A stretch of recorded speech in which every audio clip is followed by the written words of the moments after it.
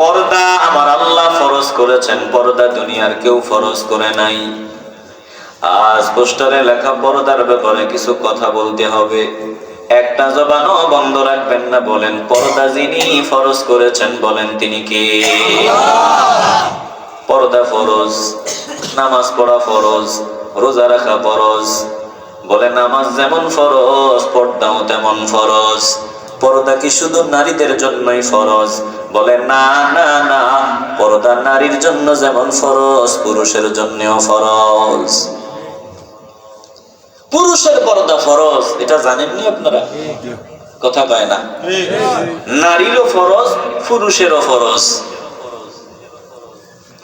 এখন পুরুষের জন্য পর্দা ফরজ, শরীরের পর্দাও ফরজ, চোখের পর্দাও ফরজ।